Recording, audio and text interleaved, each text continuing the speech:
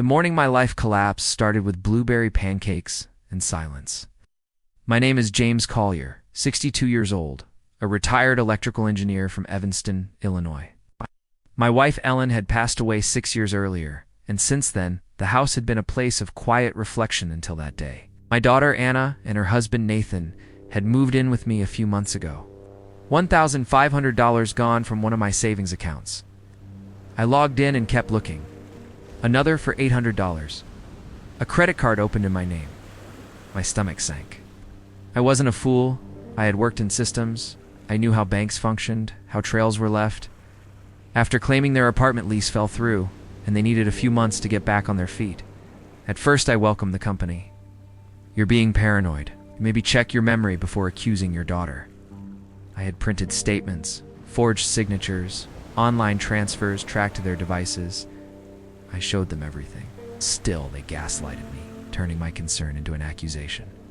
I still remember Dana as my bright-eyed little girl who clutched my hand during thunderstorms and laughed when I gave her piggyback rides down the hallway. You're lucky we're here, taking care of you. What if something happened to you, huh? You want to rot in this house alone? She had always warned me, gently, about how much I gave to Anna. She's not a child anymore, James, she used to say. Let her stand on her own. But I was blinded by love and guilt that I didn't do enough after Ellen died.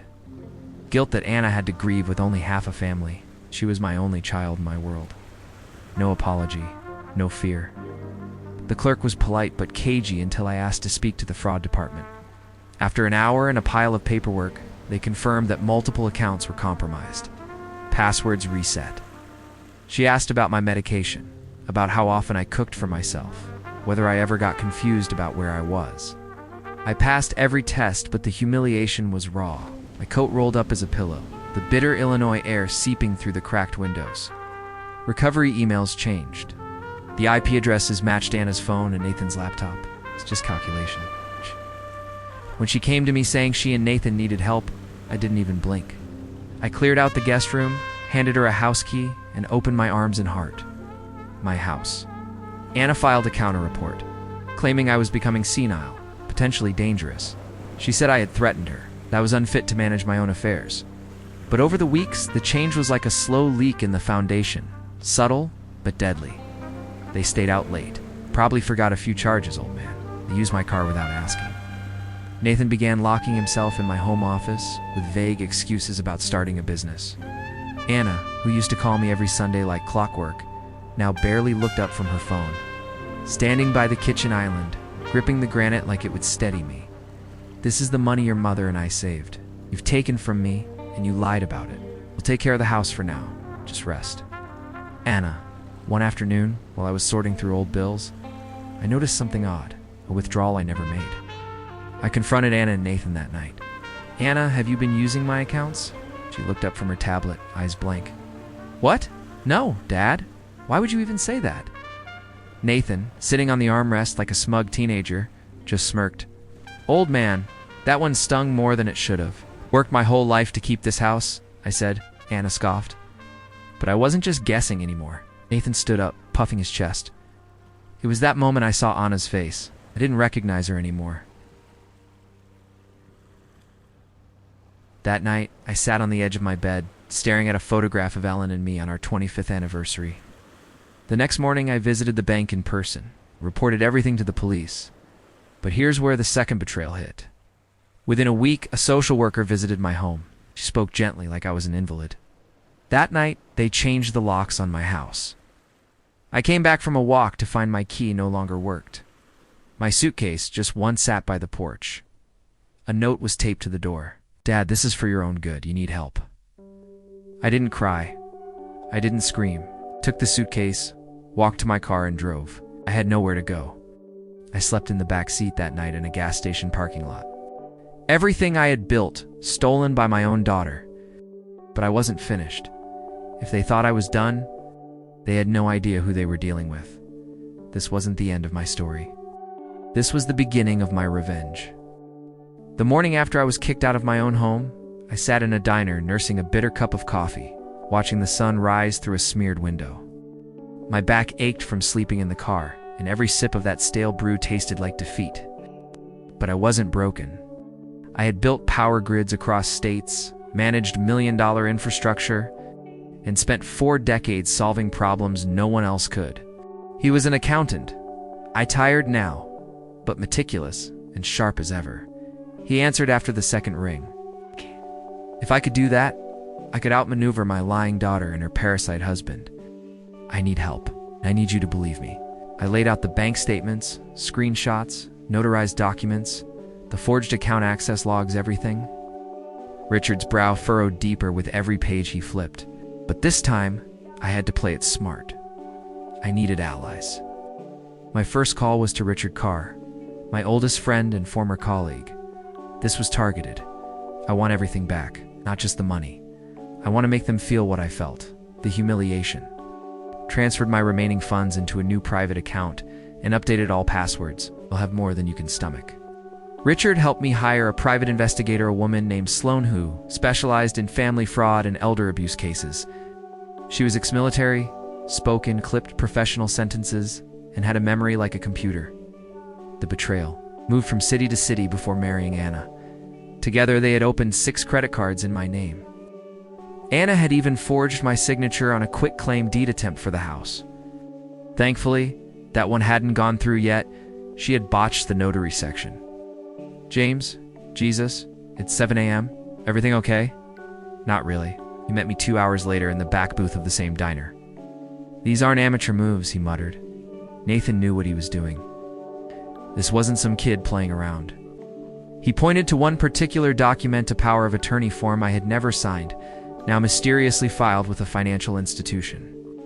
Anna and Nathan had attempted to take legal control of my finances. They were planning to strip everything. The house, the accounts, your pension. You got out just in time. Got out? You still just don't trust what she became? No, I was forced out. It's time to make them regret everything. Petitioning for a fraud investigation into the property transfer attempts, with the evidence of elder financial abuse and forged documents, I knew she worked at a local nonprofit. Not anymore. My bedroom, chair, probably sleeping under the quilt Ellen had sewn the year before she died. Anna screaming on phone calls at 2 a.m. Parties that left trash on the lawn. She handed me a flash drive. I didn't need to say a word. The financial abuse report was enough. Word travels fast in charity circles, and I needed to take it back not just legally but symbolically.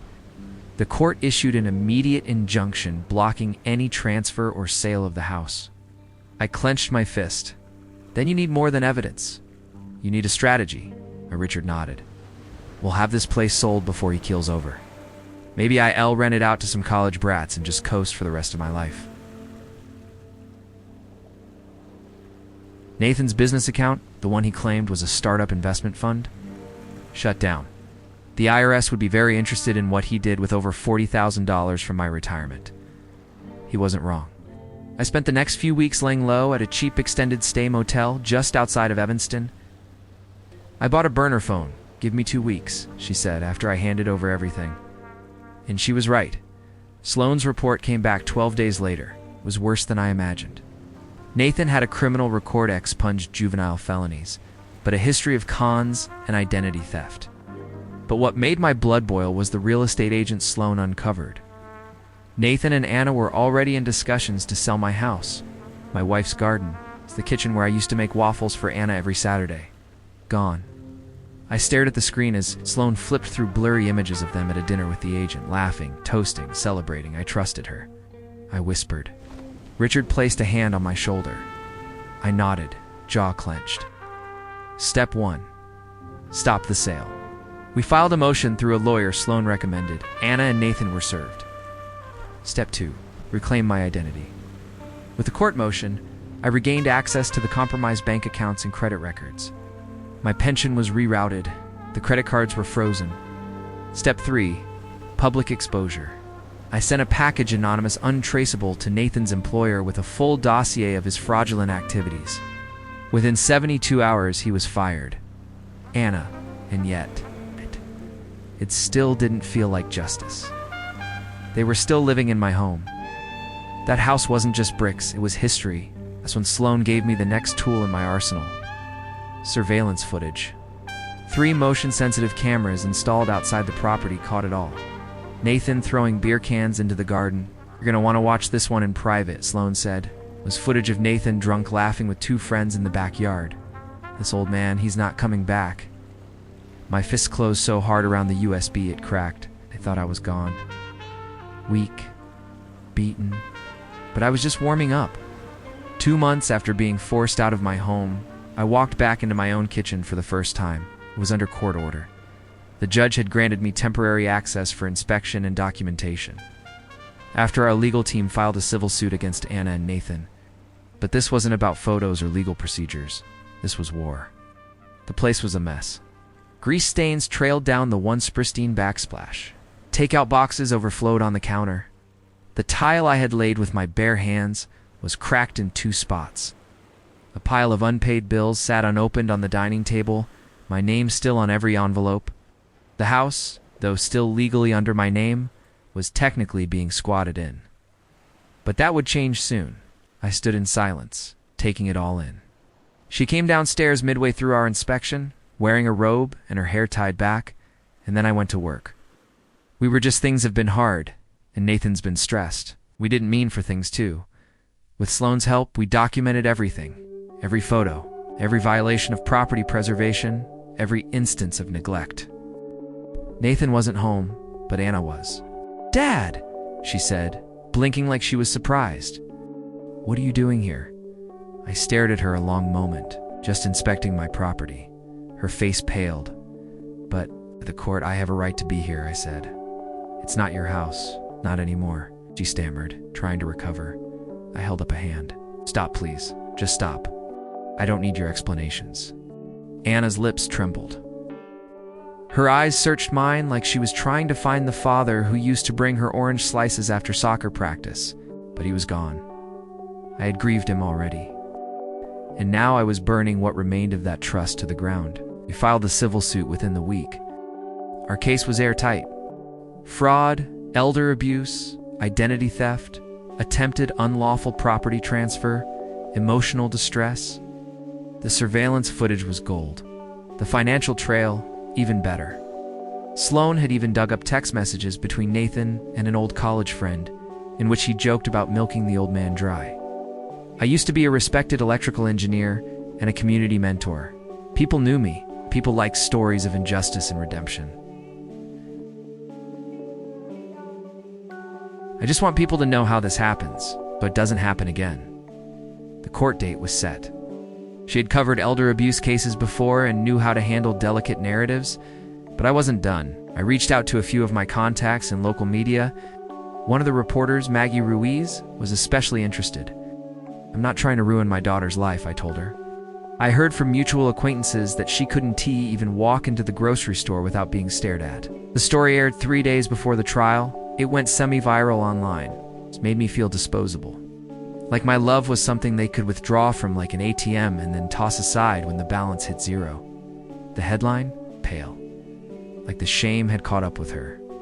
The video evidence, the court block deed transfer, the fraudulent credit lines, the audio recordings. Even a digital forensics expert testified about the login patterns on my bank account. Nathan still had that arrogant tilt to his chin, but his suit didn't fit quite right anymore, like life had been chewing on him slowly. Daughter and son-in-law accused a bilking retired engineer out of life savings and home, and the photo.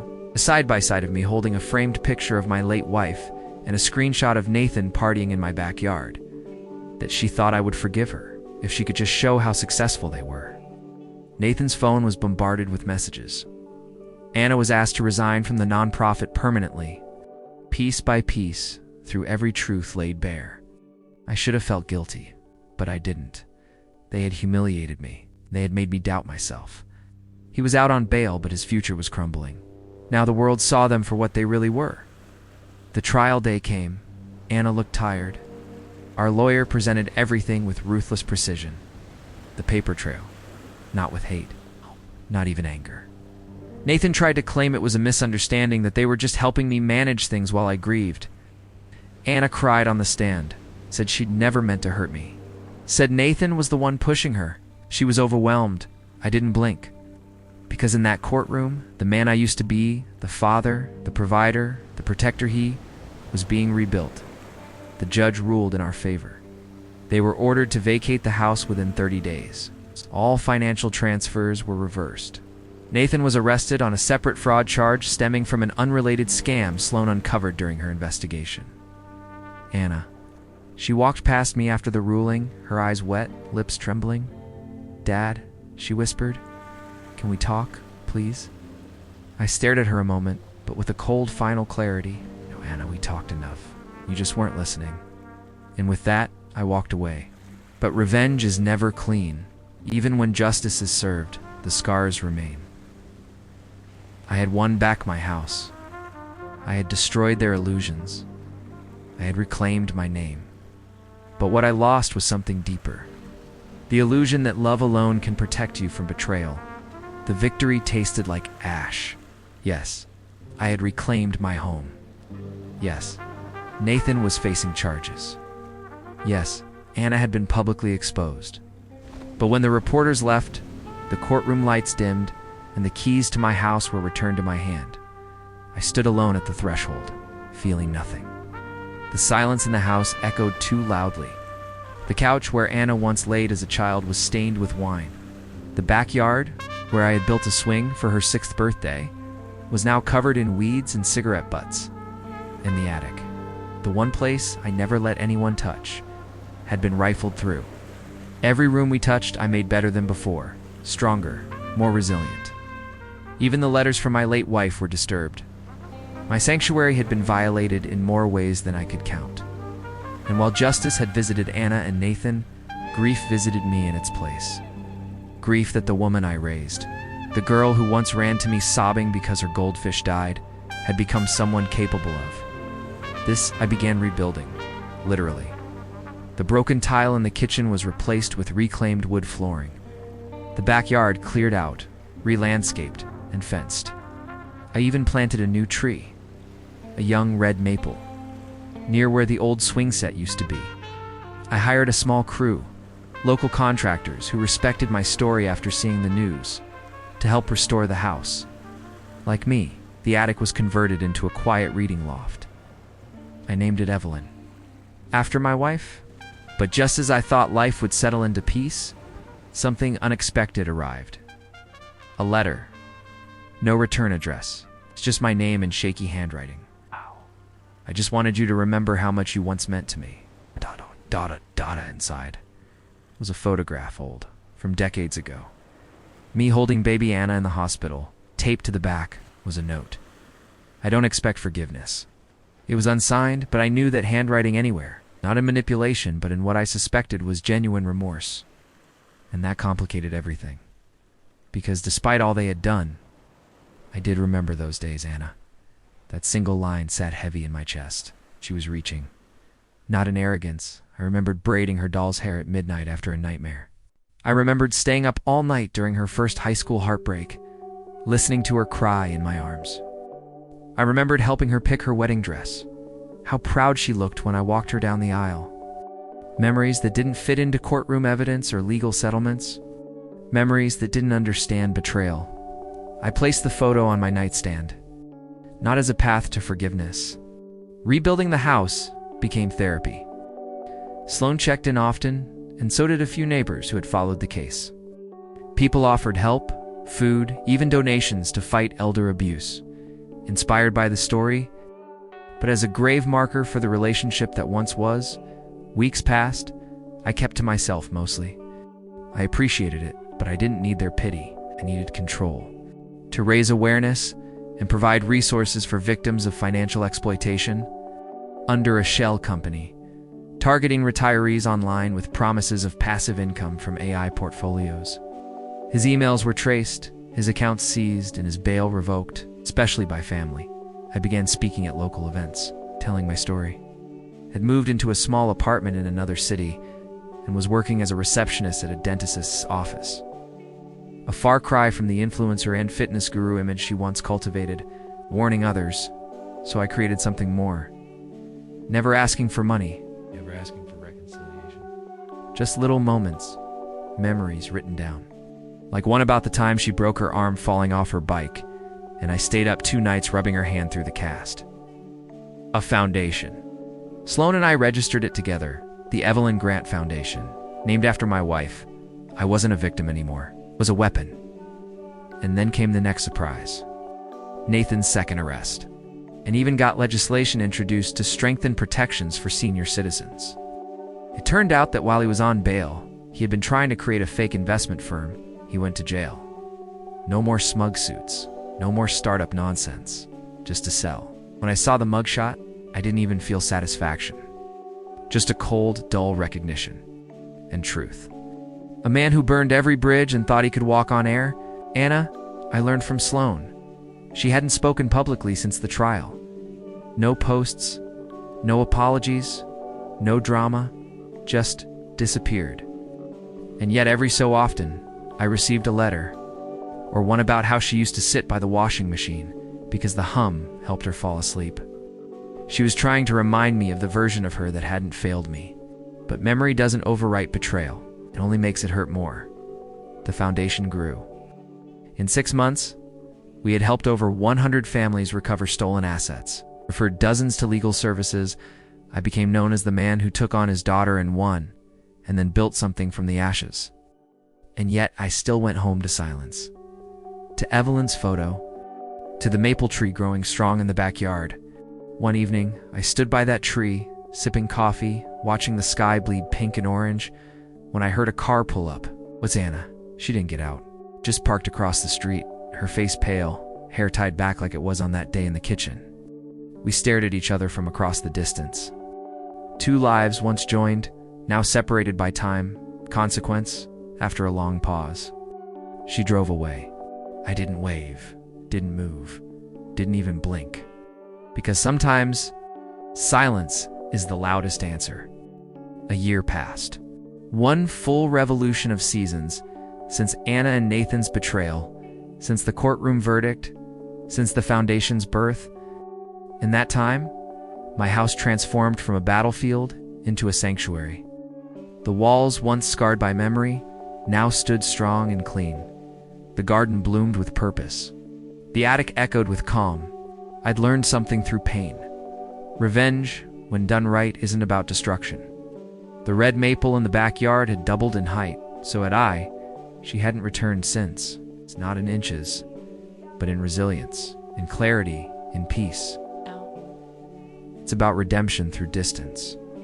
I'd last seen Anna from the porch, watching her sit in her car across the street, eyes filled with something between shame and longing. No name, no sender, just mine on the front in her handwriting. Until one morning, a package arrived at my door. It wasn't an envelope this time, it was a box. Inside were 4 things. A small velvet pouch containing Evelyn's old wedding ring, the one Anna had sold without telling me. A worn music box, the kind I used to wind up at her bedside when she was a little girl. Folded check for $81,200 made out to the Evelyn Grant Foundation, and a letter. Not for your forgiveness. I've stopped hoping for that. I'm sending what little I've managed to recover. I took a job scrubbing offices overnight, then moved up to reception. I've been saving every cent, and after Nathan's final arrest, I sold what I had left of my share in our fake company. This check is yours. It's not enough, but it's honest. I sat down before opening it, unsure what to expect.